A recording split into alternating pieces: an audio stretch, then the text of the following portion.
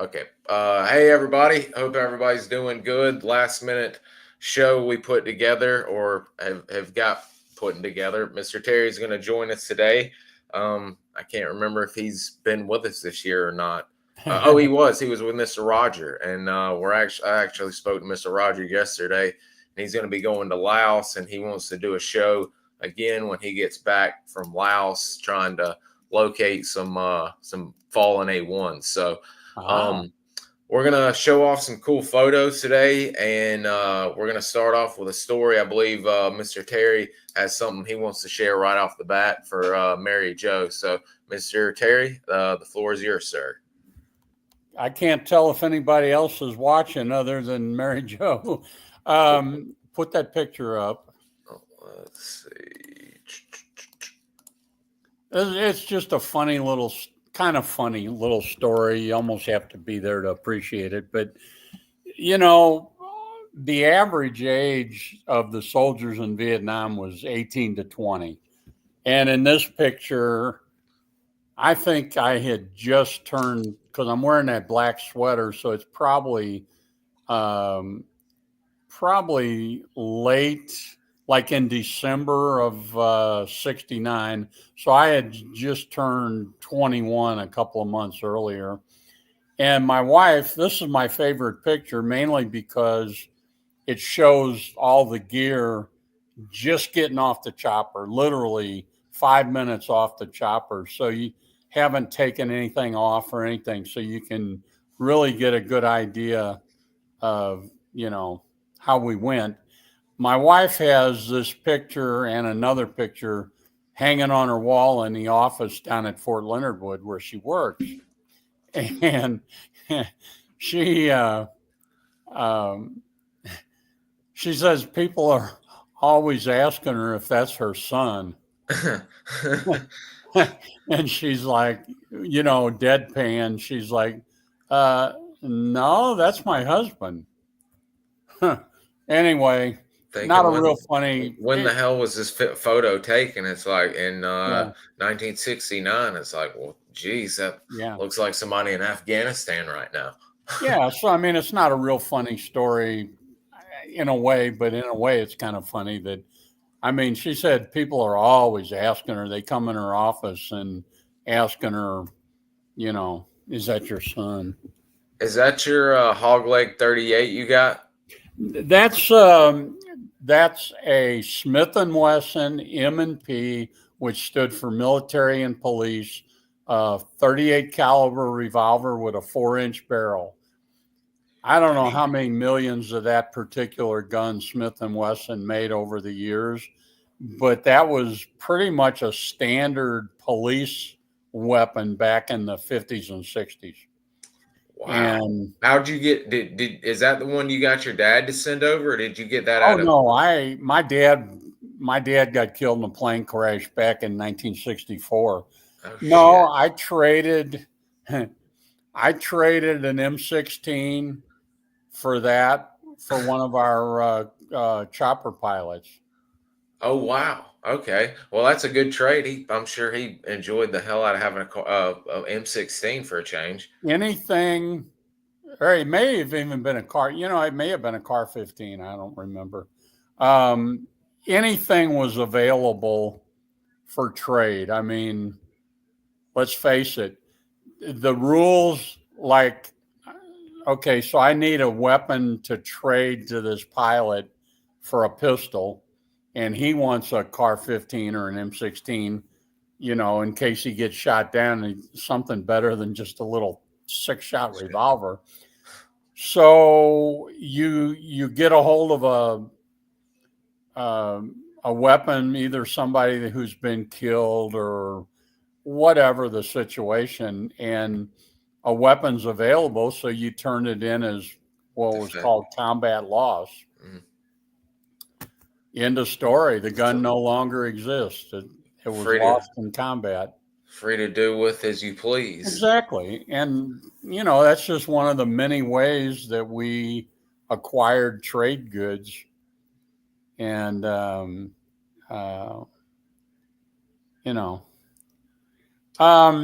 what we thought we'd do, we got a time limit today because Bud's got to go get his teeth drilled out. What do we got? An hour and 15 minutes? Yes, sir. So some of this, the intent was Bud's got so many new viewers, was to try to let's cover some of the stuff that we continue getting the questions about. And I've got two right off the bat that I've seen people getting in arguments all about. The second one has to do with leggings, and we've got some really cool photos of the Indige from the Hatchet Force and Hatchet Force men with their leggings. But let me minimize this. Have you ever in your entire time in SOG or after, when you got out and you were researching and all of that, did you ever in your life hear of a specific SOG sanctioned sniper operation to where they were sent out to do what Carlos Hascock did, with the Marines going out for a specific sniper operation? Absolutely not. Okay. That was not our job. Okay. It was not our function.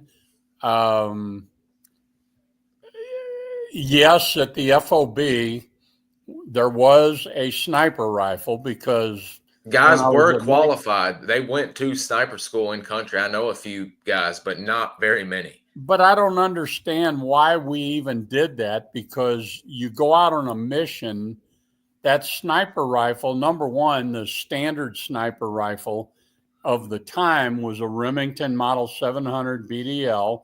It was a bolt-action, single-shot bolt-action rifle that had a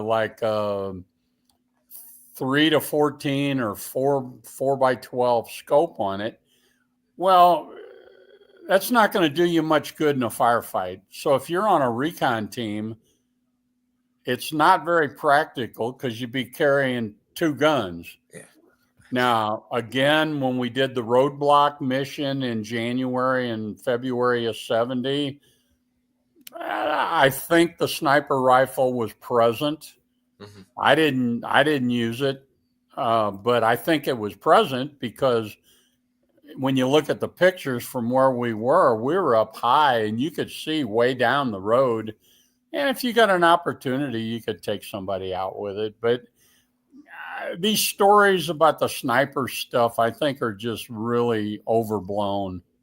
And that's why I don't understand why we would even send anybody to sniper school. Yeah, it'd be cool to get trained as a sniper, but are you ever going to use it? At least not in SOG. No, not like that. And I've seen people trying to say not to take away, because I've always enjoyed hearing my dad teach me about Carlos Hathcock, and people are now trying to say some of his mission were SOG oriented. And I'm like, he had nothing to do with SOG. He may have done something with CIA doing something, but he was not doing missions for SOG when they had fully capable Green Berets to be doing whatever they needed to do. See, and that's how a lot of these stories get blown out of proportion or out of context. Just like, okay, yeah, there was a sniper school, but then you got to dig a little bit deeper into it instead of just making the assumption that, oh, well, SOG had snipers and blah, blah, blah. Well, technically, if you went to the sniper school, yeah, you're a sniper, but did you ever use it? Probably not. Again, if you're out in the woods, especially on a recon team, what are you going to carry, two guns? I don't think so. I'm sorry, but yeah. And the guys I know, there's a good photo Jason mentioned of Ron Mickelson, a CCS guy. He had his out just watching over a river pulling security. And the other guy, he, like you mentioned, he had to carry his CAR 15 and this over his shoulder. And at no times did he ever pull the sniper rifle to fire, from the guys from CCS talking to me who ran operations with him. And think about this. Back then, you weren't using suppressors or silencers or any of that. So if you're sitting up on a hill and you're watching a river crossing or even a base camp, and you take a shot, hell, you might as well set off cherry bombs because they're going to know exactly where you're at. And you're going to be dead.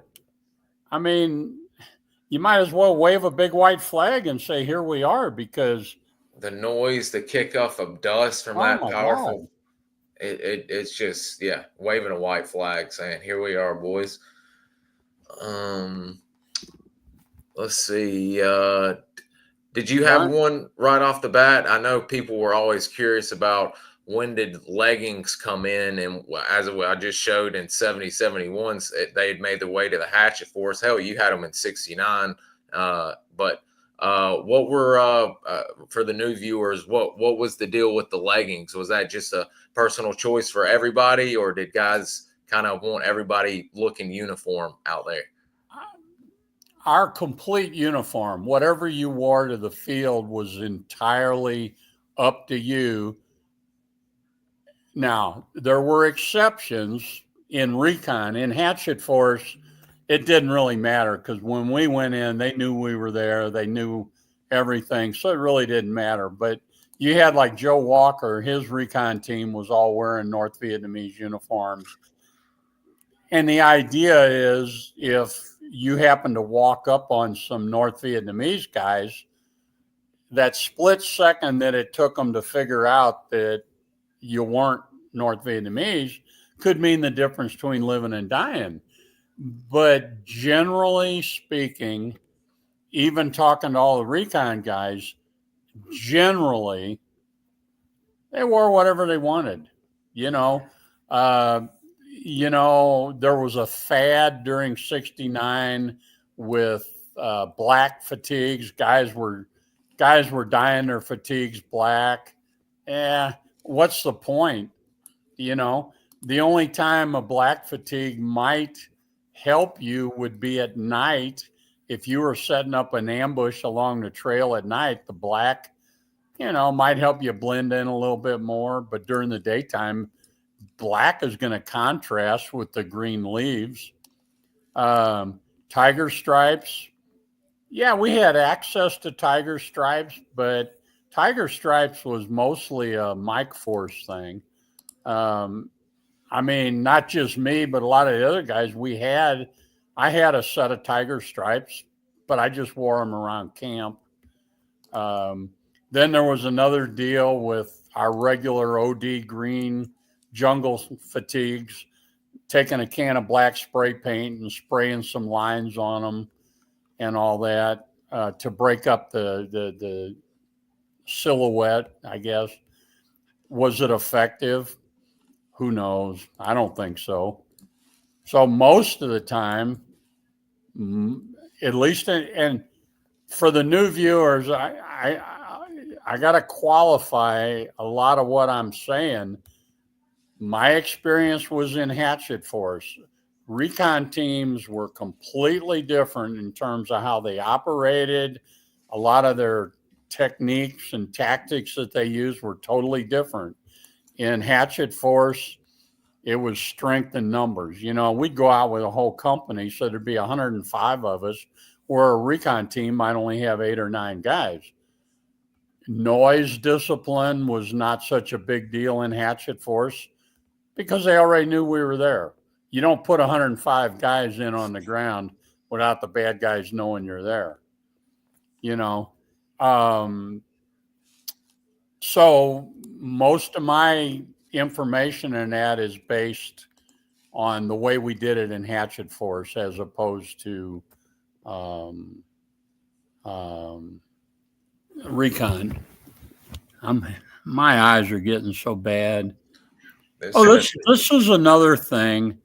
And I saw something this morning on Facebook about Company D of the Hatchet Force. I never heard of Company D. I never heard of a Company C of the Hatchet Force. They were this is Paul Schoenberg, late 71. Him and Walt Shoemate. So I'm assuming that what they did was they created another company or two of the Hatchet Force. When I was there, and even when I left, in April of 70, we had two companies of Hatchet Force. We had Company A and Company B. And then you had the security company. I never heard them referred to. There's my boys. I never heard them referred to as like Company C or anything like that, but they may have been. A company boys right there. Yeah. Non-pay. Okay, so Jason's note about Wolkoff talking about the black fatigues was because the Russians, and that is true. You know, some of the Russians apparently were wearing black fatigues. The Chinese advisors, which I was able to prove because I brought back a brand new set of his fatigues because he wasn't going to need them anymore.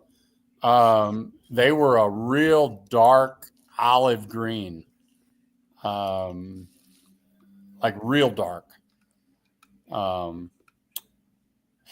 I had them things until about 20 years ago when in a flood they got wet and they molded and all that, and I had to throw them away. And this Chinaman was, well, back then, let's see, I was 165 pounds. I wore a 38 regular coat, and I could wear those fatigues. So that Chinaman was about my size. They were taller than the Vietnamese, and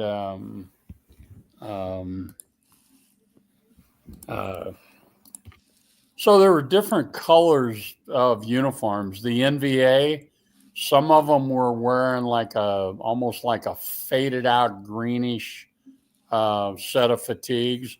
Others were wearing tan, more of a tan color fatigues. So consistency, you got to remember, for the Vietnamese side, Dien Bien Phu and whatever was, a few years prior, but you had these large stores of supplies that had been built up. We had the Korean War. I mean, hell, our sea rations were dated 1952. I wish I would have taken a picture of one of the boxes to show that, but our sea rats were dated 1962. And so there was still a lot of stuff.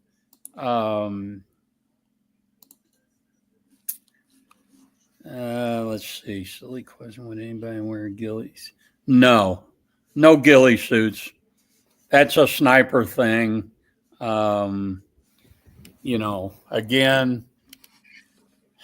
Jason's got a good question here. Was it common to do any training or familiarization with the recon teams that would be inserted on y'all's company operations? Never heard of it being done. Again, just because I never heard of it being done doesn't mean it might have been done. But I don't see the reason for it, because I'll use the example. In January of 70, when we did the big roadblock mission, and we put both companies, one on each side of the road on hilltops, after we were in and set up, this King Bee landed, and Doug Miller and Glenn Yamura and their recon team got off. They walked down the hill and promptly got into all the stuff that Miller ended up getting the Medal of Honor for. There was no working with us, so to speak. They just landed in our perimeter so the NVA would think it was another resupply chopper or something. So now there were times when, let's say, a recon team would go in and they would either they would get in really deep stuff where we did go in to help them out, or they found something that needed to be dealt with right then and there, and we would go in and deal with it. because there wouldn't be enough guys on the recon team to handle it. Like when I got shot the first time, we took out that truck park. It wasn't an emergency because it wasn't going anywhere, but we did not work really hand in hand with the recon teams. So I don't know. I guess you would think that we would, but no, we didn't. The question about were the Russians wearing cravats and face paint? I don't know. I never saw one. My guy was a Chinaman. You also had the Cubans, and I think the Cubans get overlooked a lot. Oh yeah. But the Cubans were apparently they were the masters of torture. Oh yeah. How many there were, I've heard varying numbers, as high as maybe a couple of thousand total during the war, but I couldn't say. I wouldn't think you'd have more than one or two attached to, say, a company of NVA.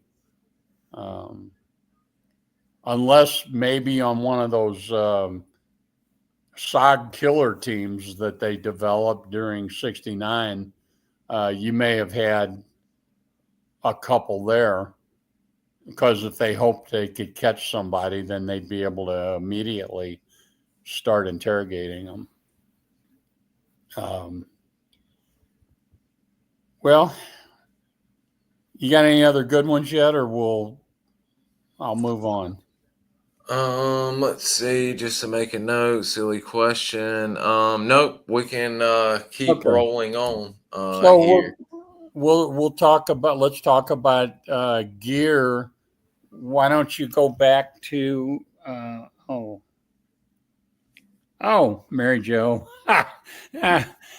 She's becoming quite a funny girl because she knows the story. So when you first get to Vietnam in 5th Group, we spend the first week literally filling sandbags. And of course we're all pissed off about that, but they explained to us the reason was to get us acclimated to the heat, because if you weren't used to the heat, it'll drop you like a sack of bricks. So then the second week, they take us out on this island off of Nha Trang, and we spent a whole week out there learning what I call bushcraft. They taught us how to use a McGuire rig. I got to demonstrate that. I got picked to be the guinea pig to demonstrate that.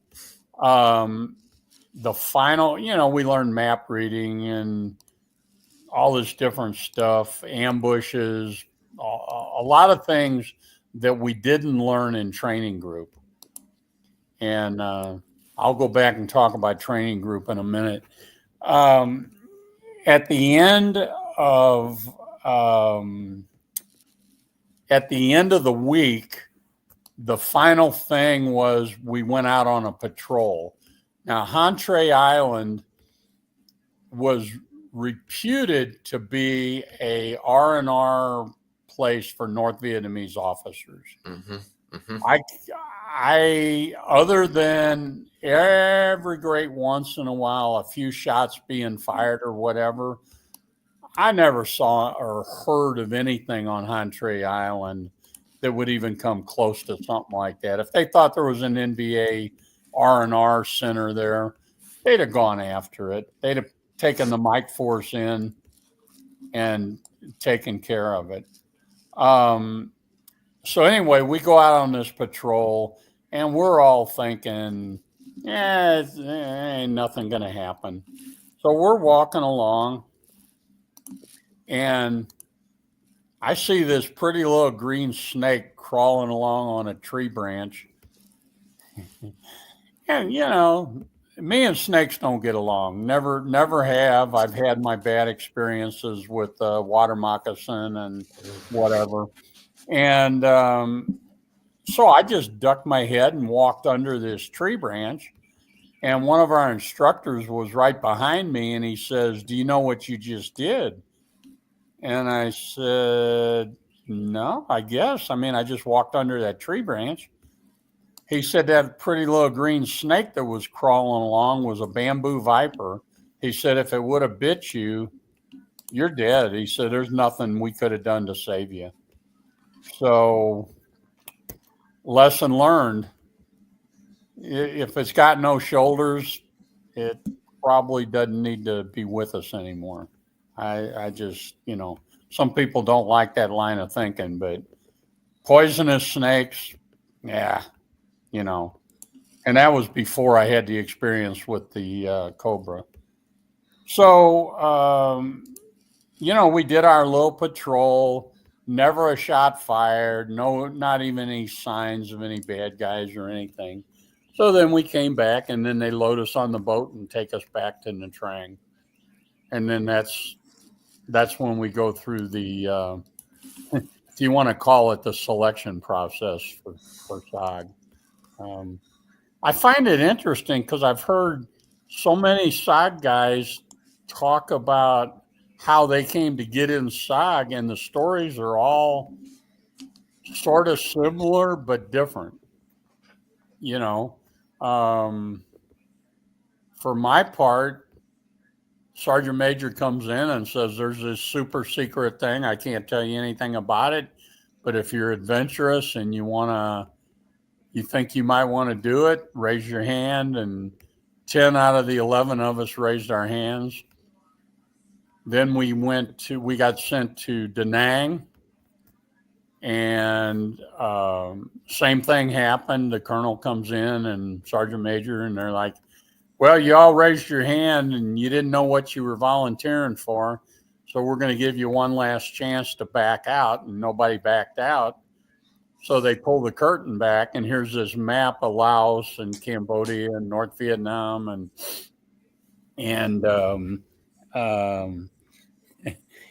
he's like, "Okay, what you just volunteered for is so secret that you're going to sign a non-disclosure that says you'll never talk about it for 20 years. So we all signed the paper, and he says, and I kind of got ahead of myself, but that's part of the brain thing. He didn't pull the curtain back until after we signed the non-disclosure. So then he proceeds to tell us about, we have these different camps, and it's called Command and Control North, Command and Control Central, blah, blah, blah. Once he goes through the whole spiel and everybody's still interested, it was like, okay, well, then the Red Cross gets a hold of me, and my brother was in the Marines, and he was an advisor. That's another spam call. He was an advisor to a company of South Korean Marines, so he had some stories. The discipline of those South Koreans was crazy. Anyway, he was in the hospital down in Cam Ranh Bay. He'd been wounded, and I had to go down there and visit him for a couple of days. So when I got back to Da Nang, all the other guys were already gone, and they said, "You're going to Kontum." Other guys have said they got to pick where they were going to go and all that. How do you know where you want to go? So you go where you're sent. So another one of them kind of crazy stories. So I go to the airfield at Da Nang, and they're telling me, there's going to be these black and green C-130s with no markings on them, and they all have the skyhook thing on the front. He said there's a milk run every day that goes around to the CCCs, CCN, CCS. You're going to get on that, and then they'll take you to Kontum. So I get on there, and there's nobody else on there. So I'm curious because, other than jumping out of a C-130, in Vietnam, I'd never been on one. Well, I guess I was when they flew us up there to Da Nang. But There's a curtained off area up towards the front, and I start to, yeah, there's my brother and I start to pull back that curtain, and I get a 45 stuck in my face. And the guy's like, no, you don't come in here. Well, what I found out later was this was Hillsboro. Mm-hmm. And Hillsboro, during the daytime, Hillsboro, and at nighttime, it was Moonbeam. And that was a Air Force general flying around 24 hours a day that had the power to divert any and all aircraft anywhere in Southeast Asia, whether it's out on the ocean or any air base or in Thailand or whatever. If we had a team that called like a prairie fire emergency, he could divert any aircraft necessary to keep a team from being overrun. So that's what I found out. It was full of all this real secret communications gear. They were able to listen in on North Vietnamese communications, all kinds of cool stuff. So that was my experience with. Okay, if there's a curtain, just it's none of your business. Leave it alone. So then when I got to Khartoum, they knew the planes coming in, and I guess they must have that's how they got the mail delivered and all that. So there was a Jeep, and so I get off the plane, and the guy's like, you going to the FOB? And I said, yeah, throw your gear in. So I get to the FOB, and you go to S1, and you process in, and they said, well, you're going to the yard camp. And again, what I find out was the yard camp is about 3 miles down the road from the main FOB. And at one time, it had been an A camp, supposedly. And I don't know, somebody else a week or two ago said they thought it had been something else. And they were confused with the main FOB. And that had been some kind of an ARVN, like motor pool area or something that we took over. Anyway, so I go down to, I don't know what the yard camp is. And he said, well, go draw your gear and supply. So I go over to supply, and who do you think's the supply sergeant? Bob Howard. Some guy named Bob Howard, who I had no clue who Bob Howard was. You know, I knew he's a supply guy. And I didn't know he'd been put in for the Medal of Honor at that point twice. And he's like, okay, what kind of gun you want to carry? Wouldn't I be carrying an M16? And he says, oh, hell, you can carry whatever you want. You want to carry a Sten gun? You want to carry a Swedish K? You want to carry a grease gun? Whatever you want to carry, you can carry. But I'm going to tell you, every one of them, once you carry one, you'll go back to the M16, mainly because of the volume of ammunition that you can carry from a weight perspective. So he taught me right away, stick with the M16. And then I went to the yard camp, and that's when my adventures really began. So we get a lot of questions about the gear. You know, Bud's got all my pictures. The one that we showed, the one with me in the black sweater, what I like about it is because you can see pretty much up close, you know, just coming out of the field, what we were carrying. And then he's got a couple more of my rucksack and that hanging on a nail in the hooch, that you can see a lot of the stuff that was attached to the, you know, and you look at these, the average rucksack weighed probably roughly about 75 pounds. By the time you figure food, sleeping gear, extra ammo, maybe radio batteries, maybe C4, claymores, machine gun ammo, all this other stuff, by the time you look at you add all that up, 75 pounds was probably a pretty good thing. And that's not counting your web gear where you got 20 magazines of ammo, a couple of canteens of water. Because if something happened and you had to bug out without your rucksack, at least you've still got your ammo and your water and all that. So the weight was crazy. Um, um, um, so anyway, we carried on our web gear. Let's see. I'm trying to think here. Right shoulder up high was a strobe light, and it was in this little nylon case that had a snap at the top, and it sat down just low enough in that nylon case that if you unsnapped it and you're wearing it, there was enough nylon sticking up past the top of the light that it directed the light straight up instead of letting it diffuse out all over the place. On the left shoulder, most guys carried their knife so it would be handy, and it wasn't, I don't think I've ever heard of an actual knife fight. That's Hollywood stuff. It was a tool, and I preferred, let's see, yeah, you see that black, which would be on my left shoulder up there. That was electrical tape holding it. I carried a Air Force survival knife, and I preferred it because it had a short blade that was razor sharp. The back side of it had the saw teeth on it.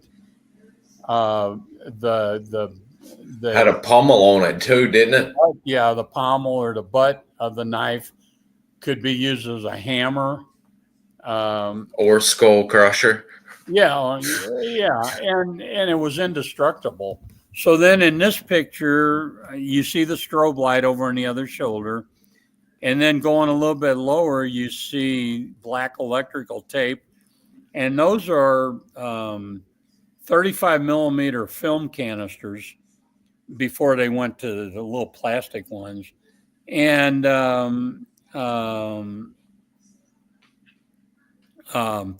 they had these little mini smoke grenades in them. And let's see, there's a gas. So y'all actually got, instead of getting those, y'all got the ones that we see around today, like the plastic ones that you pop the top and all of that, the film canisters. Yeah. Wow. Okay. And you see rappelling gloves and the rope that we all carried. If you had to make a Swiss seat and get pulled out on a rope, there's your rope and your carabiner to snap in. Canteens. An awful lot of us like to carry our magazines in canteen pouches because you could put, I don't remember if it was 4 or 5 20-round mags. And then before you snapped it shut, you could put a grenade on top of the magazines. So you've got, and then you've got other grenades hanging off of the old standard ammo pouch there in the front. Is that the M56 web gear that you're using right there, the LBE? Hell, you know more about that stuff than I do. Whatever web gear we had, I mean, I don't know what it was called. I think it is. It looks like it. That looks like it's a good rig. And then in the dead center on the back, you see that big wide strap going across there. Every one of us Americans carried a bottle of serum albumin, which was a blood expander. So if you've got somebody with they're really losing a lot of blood, we've all got one, and it's always in the same place, so you always know where it is. And the medic could then, give the guy an IV and try to keep the blood loss down and keep the guy from going into shock. Did the Americans all carry morphine? Every American in Hatchet Force anyway, in our right chest pocket, we all carried 3 of those little morphine syrettes. And again, it was one of those things by everybody carrying it in the same place. You always knew if you needed one, where it was at.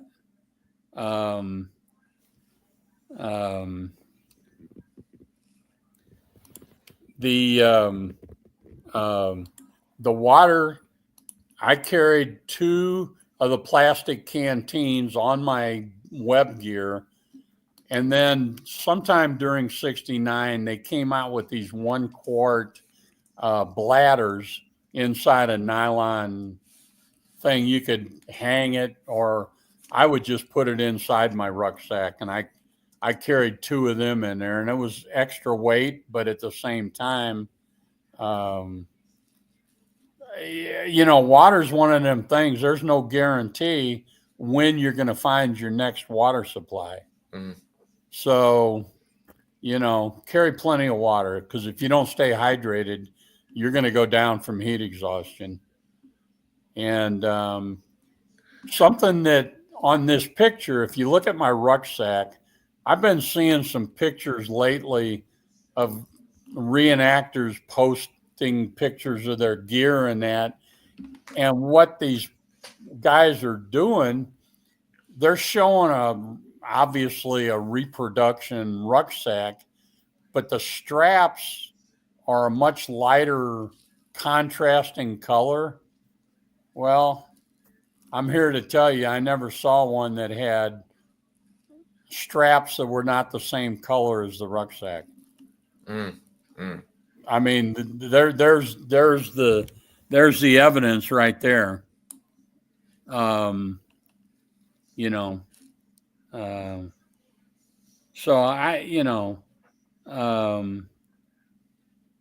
it is what it is.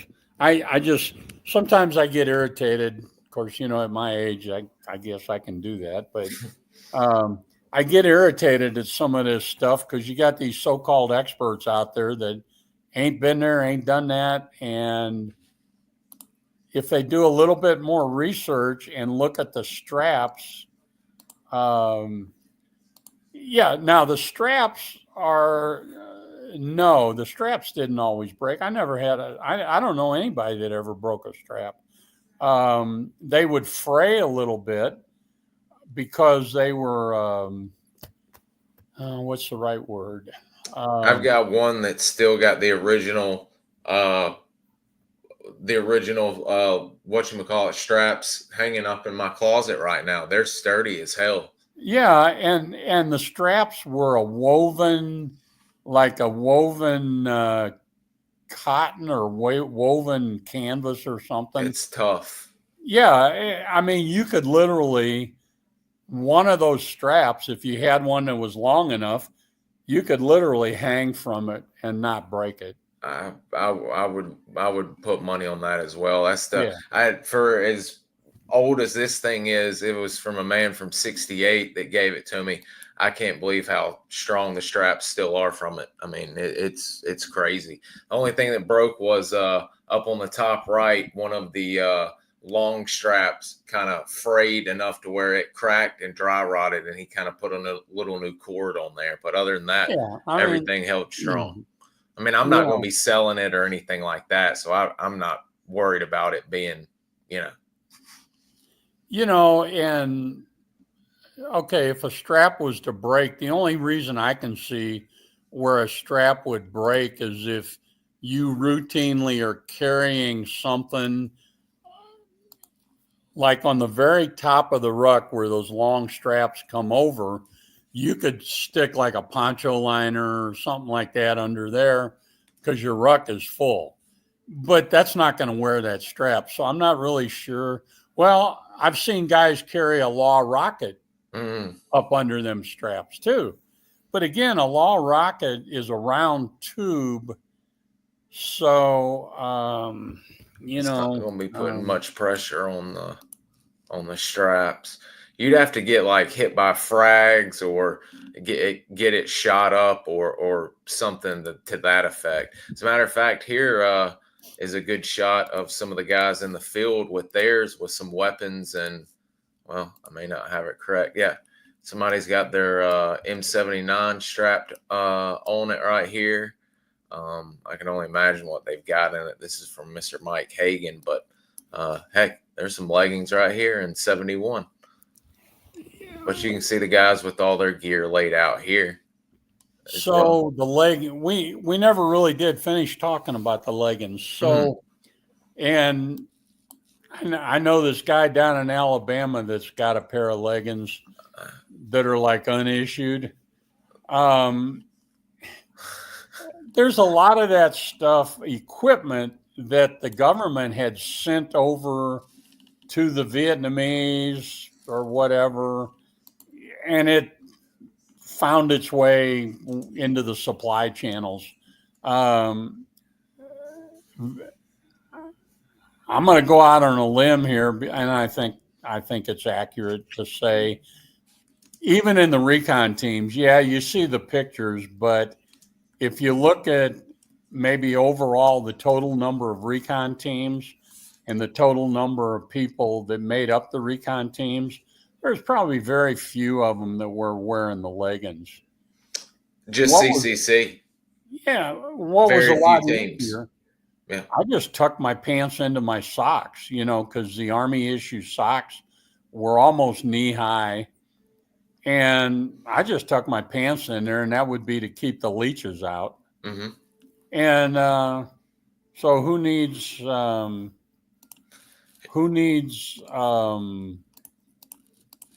leggings? You can see some of the guys right here doing this is CCS, and you can see these are the indigs, but the Americans did the same. Some of them didn't even tuck it in; they duct tape or would just rock and roll. But Cambodia was much different from what you were operating in. Y'all were in the mountains, the leeches, the snakes. Cambodia was a little more wide open, a little more flat grounded.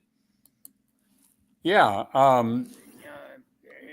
And probably up north at CCN, it was even worse than it was for us. It's very similar to CCC as far as you got the mountains. Yeah. And between every mountains, there was usually a runoff stream where you could fill your canteens. Were they giving the tablets out, the halazon? Oh my God, yes. To this day, I was about to say, I hate water. Yeah. Because even in those streams, they look really clear in that, but you don't know what's upstream. Mm-mm. And it may look like crystal clear water, but you still, number one, you put a handkerchief or your cravat or something over the mouth of the canteen when you're filling it to filter solids from getting in. And then you put, I think it was 2 halazone tablets in the water. Nasty taste, I bet, after that. And so many guys still ended up getting dysentery. God. It's just one of them things. So to this day, I hate just plain water. You were one of the lucky ones. You never got dysentery, did you? Oh, you want me to tell that story? Okay. Would you mind? I mean, I don't want to put you on the spot, but no, I know where you're going with this. Okay, Mary Jo, here's another one of them stories. So when I came back, when I got shot the first time, it was at the end of March. So, it was hot already in Vietnam. They sent me to Japan, to the hospital. Well, I get to Japan, I'm looking out the window of the bus, and I see Mount Fuji covered with snow, and it's cold out. So I'm in the hospital, for a month. And then time to go back to Vietnam, right? So you're going from hot to cold, back to hot. By now, it's the end of April.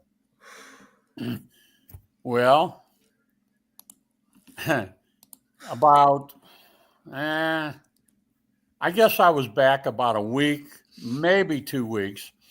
So the rainy season's beginning, and it's hotter than hell back in Vietnam. Well, my stomach starts rumbling and, whatever. And I went to the PX, or maybe I went to the dispensary. I don't know. And I got 2 big bottles of kaopectate.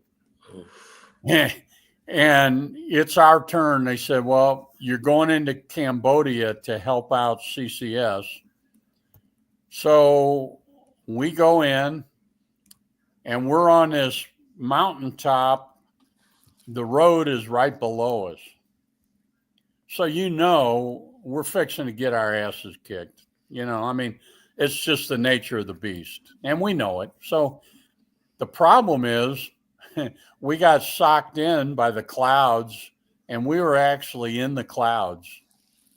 That's how high these mountains were. And the clouds were low. Well, we're all dug in, and it's raining, and, the foxholes are filling up with water, and it hits me. And again, this is one of them stupid things you do without even thinking about it. But I needed to hurry up and get out somewhere. I left my rifle behind. I go outside the perimeter. I'm probably 50 yards outside the perimeter. And so I got my pants down around my ankles, taking care of business. And all of a sudden, all hell breaks loose. And all the shooting starts. And I'm like, oh, shit, I'm going to, and all I can think about was they're not 360 around us, but they're enough around us that it's just a matter of probably of minutes until I'm either dead or a prisoner. So I'm back in my perimeter, and I'm gulping down this kaopectate like crazy. So in the foxhole, and all the shooting's going on, and I don't know if I can I'm not going to be able to get close enough. So anyway, I'm shooting. My glasses fall off. So we do our shooting, and you can't see what you're shooting at. All you're doing is shooting in the sound of the fire. Or maybe you'll see a muzzle flash here and there. Well, my glasses fall off. So when the shooting's all over with, I reach up to wipe my forehead, and right here, I look at my hand, and it's not sweat, it's blood. I'm bleeding like, and head wounds always bleed because there's so many blood vessels in that. Well, I'm bleeding like a stuck pig. Well, what happened was the bullet kind of went like that, and it took out the corner of my glasses, and that's why they fell off, and it got me right along the eyebrow line or whatever. And our medics were so good. I didn't even turn it in for Purple Hearts or anything. Christ, if you did that, every one of us would have had 15 Purple Hearts. Yeah. It's just it's like a scratch. So he bandaged it up. Today, my wife says she can barely see the scar. I can't even tell, But so there was my 2 incidents within a matter of minutes. The dysentery and the bullet. That's one of my favorites as well. And we've had since I've uploaded some of those training group photos. People are curious about, do you have any good training group stories since you were with Mr. Glenn, the Baron, and a few notable other characters? Yeah, let's see. The Frenchman, my buddy Tony Bandera, who, when I came back from Vietnam, I was in 7th group. Tony was at CCN. And RT Asp. I think that's what he was. Mm-hmm. The whole time, a year and a half or almost 2 years that I was in, they had me working in the company because I was going to get my ankle rebuilt. And we never once mentioned to each other that we'd both been in SOG or any of that. Never knew until many years later that Tony had been in SOG, I'd been in SOG, you know. We just didn't know. Now we stay in touch, sort of. But again, that's how fragmented, and we believed the 20-year non-disclosure thing. Let's see, what did we do? Well, we had, I had a car. I had a 57 Chevy that I had bought when I was stationed at Fort Lee, Virginia, before I went to jump school. And it had been built by the engine had been built by a stock car racer. According to the Virginia Highway Patrol, they clocked me at 137 on Interstate 95, and they didn't catch me. And so I had a car.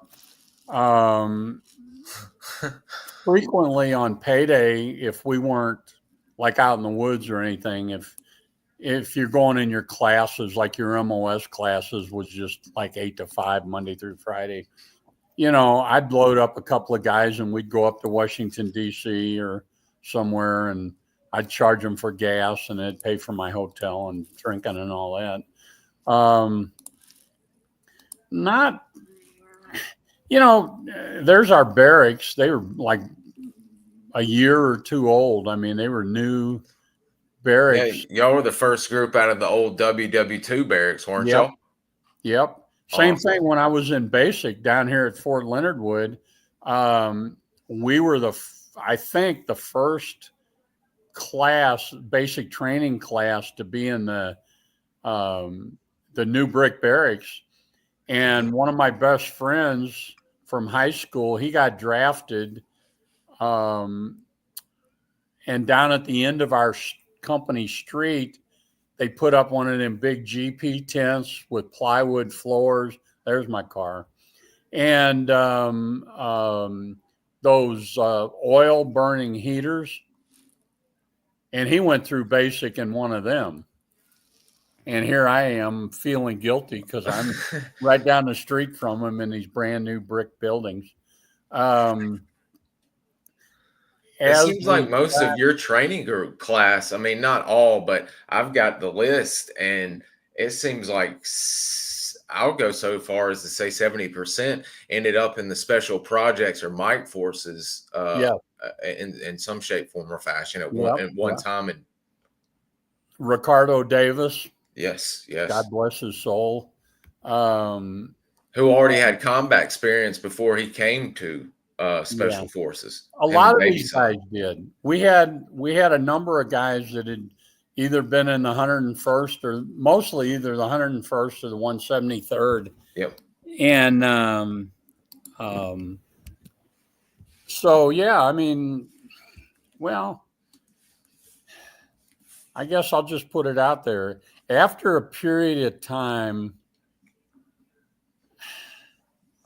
let's see, how do I say this? It became, you're looking for that, and this is the trap that I think Shriver fell into. You're looking for that next big firefight. You're looking for that adrenaline rush. And after a while, it became, you're looking for that next rush of adrenaline, and that's what kept you going. And that's what kept a lot of guys over there for multiple tours. To go through that and then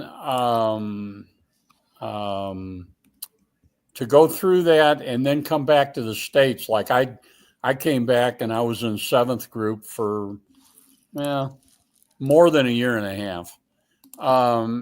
Stateside duty, the guys hated it. We all hated it.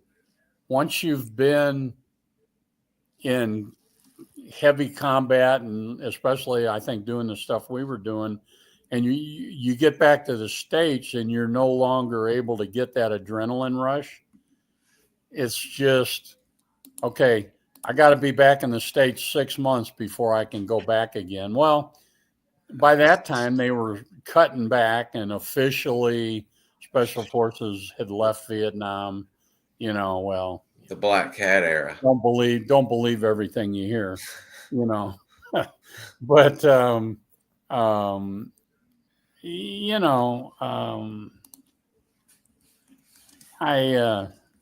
don't know. It was boring. To show you how bad it was. So when I got back, I reported into 7th Group towards the end of May of 70.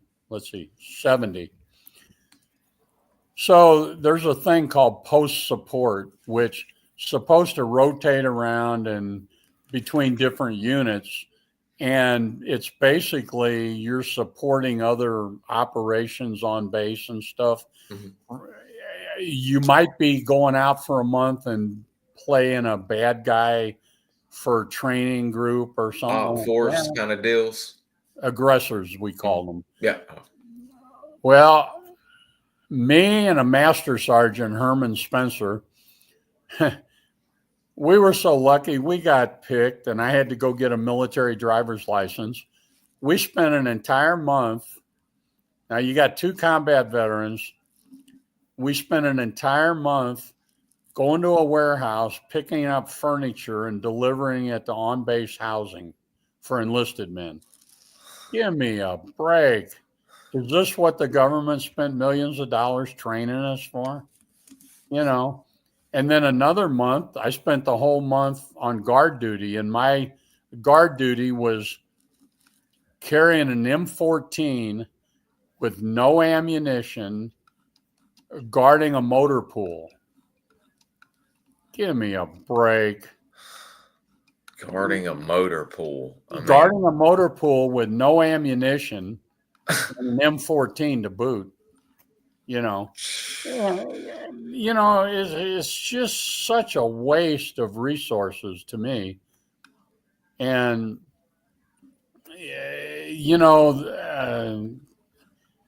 so my training group stories are, Tuesday nights we'd go to the laundromat, wash clothes and stuff, and then go drinking. And, it's a wonder none of us ever went to jail for DWIs or whatever. But other than that,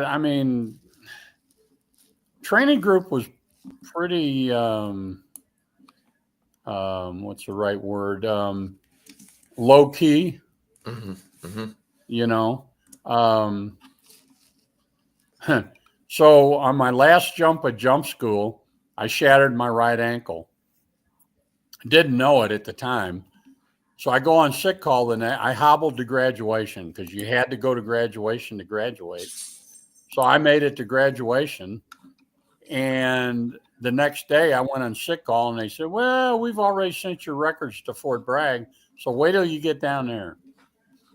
So I wait till I get down to Bragg, and then we see what training's going to be. I didn't do anything. I didn't go to the doctor or anything. And I'm kind of gradually, the pain is getting less and less.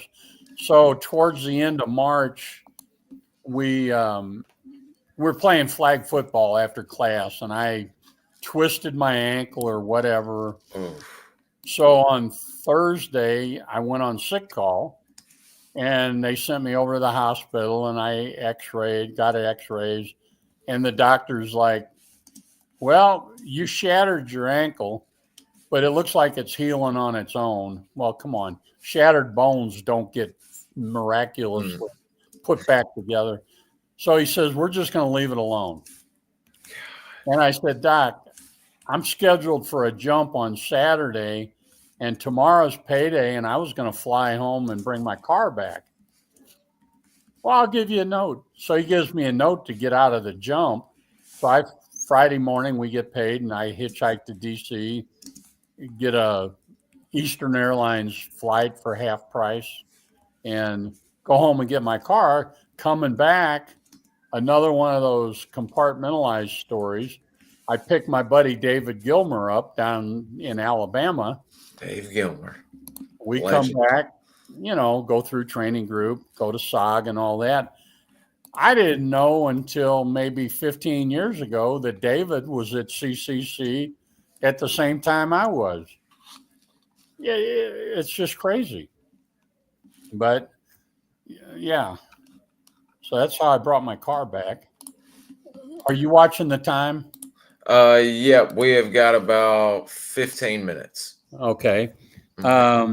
Here's a recent photo. Well, this was about 2 years ago. Dave at the reunion David in Gilmer? San Francisco, Fort Bragg, when it was still Fort Bragg in Fayetteville. When was That's this Jason Economos, the writer who has got 2 SOG nonfiction books out. Okay. So that was David on the right. That was the one and only.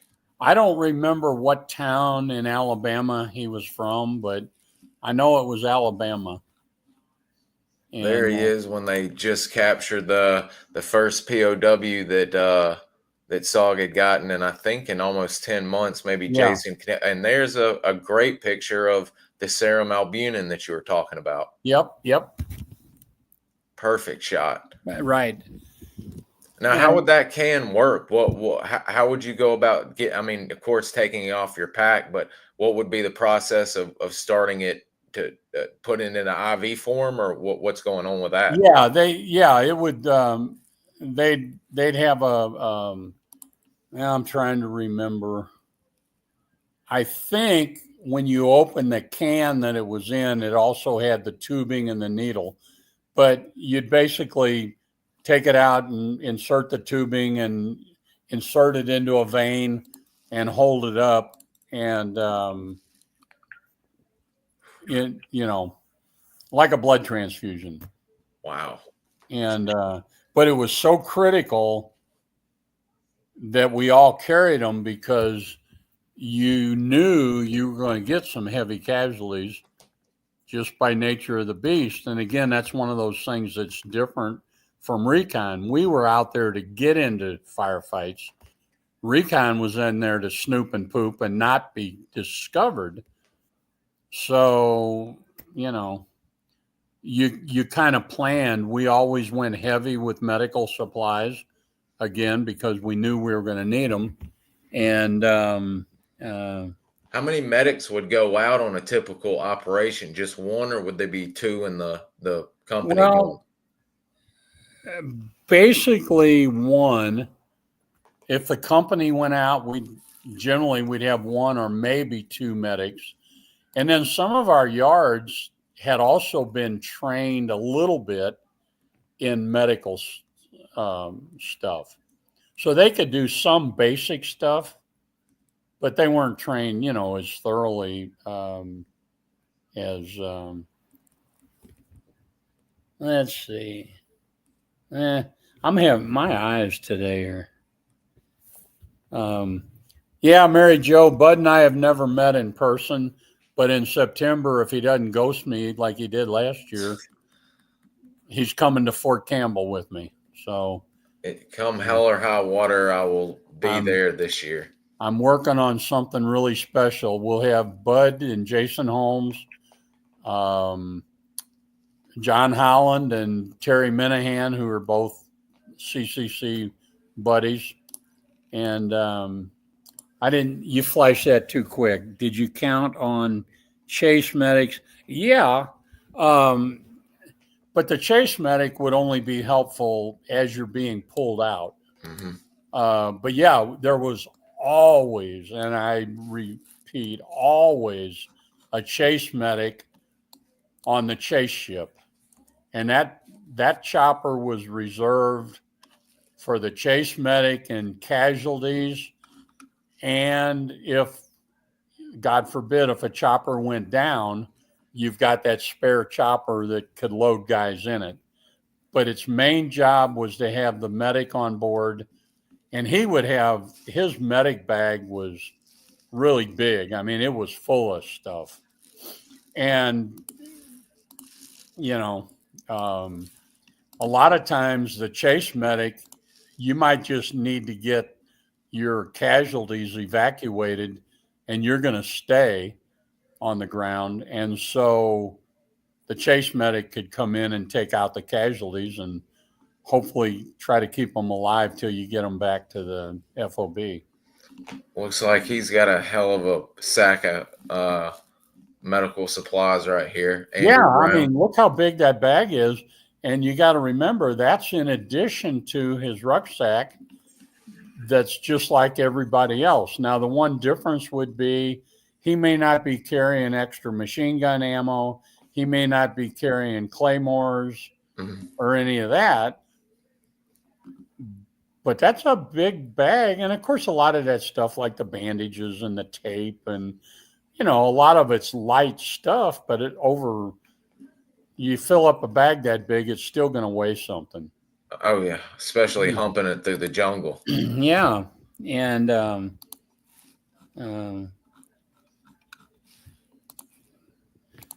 Darkwing, I'm not sure about your question. Let's see. Will we have any kind of thing we can? I guess he may be talking about to me. I am in the process. I'm going to be going out of town to do an interview with or an hour away. But I think instead of relying on an iPhone as good as they are, I'm just going to get a small camera for when I meet up with Terry and maybe go to SOAR. I'll definitely be going to see Terry if it's between the two. And I'm planning on getting wireless microphones to where Terry and whoever else is talking furthest away from the camera can have a microphone and I'll be closest. So if you would like to contribute, by all means, you can do a super thanks or donate towards the PayPal. Absolutely. But I am in the market to start looking for a camera for when me and Terry meet up. Absolutely. I couldn't figure out how to donate. I tried and it just wanted those recurring monthly things. Yeah, I've got to look through for the thing. That's why I put the PayPal up. The PayPal is pretty easy to do unless you're on YouTube. Mary Jo and somebody donated $10 earlier. James, I don't think James is on here. We need to ask how James can donates just straight up $10 to where maybe if people feel like helping and contributing, they can. All right. Yeah, we are hitting our time limit here. Do y'all what are you thinking? I mean, we've got a lot of photos I haven't shown, and we've got a lot of new viewers in. And besides Roger wanting to do a interview while he's in Laos, he also brought up if you were wanting to do a part 2 whenever he gets home, doing a Sky Raider and Hatchet Force show. Totally up to you. Sure. And we didn't even begin to get close to it, but part of the plan for today was to talk about the ground, what it looked like in Laos from both the air and the ground, and Leghorn. But we didn't even get to that stuff. I'm making a note of that right now. The terrain and Leghorn and the those AOs. Are some of the questions that we see. Most of the people that are on here today are all regulars, but you've got so many new people that are listening. What are you up to? About 7,500?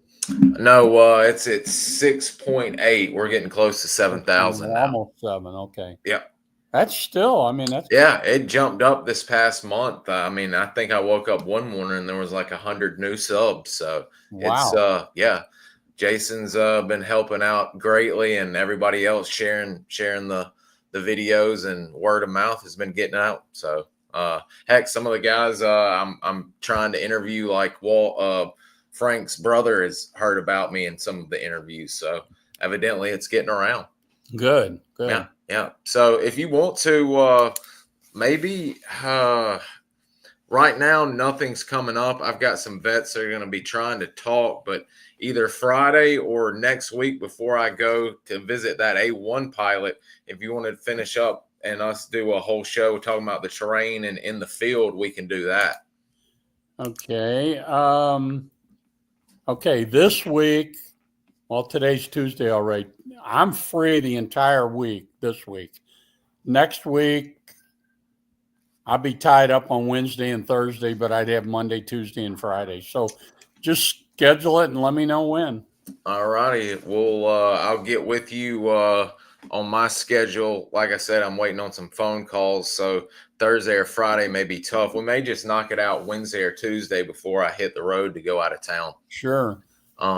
So yeah, thank you, Austin, for finding it and start watching them. We've got well over 100. If you can go back into the archives, if y'all are just seeing this, there are tons of videos. And heck, I've got to add this one to Terry's playlist. I think he's up to 20 or so now. So I think yeah, between you and Jason and another 2 that I've done, yeah, I'm over 30 total. Oh yeah, just with us, I think you're closing in on 20. So yeah. But yeah, we'll get that scheduled and have you back for part 2 to cover the terrain, Leghorn, the AO, the trail, and such as that. And we'll get into some other stuff as well, gear stuff. So I'll get it scheduled, and we'll plan on seeing you guys sometime either later in the week or next week. So see y'all. Let me know. Yes, sir. See y'all. Thanks, everybody.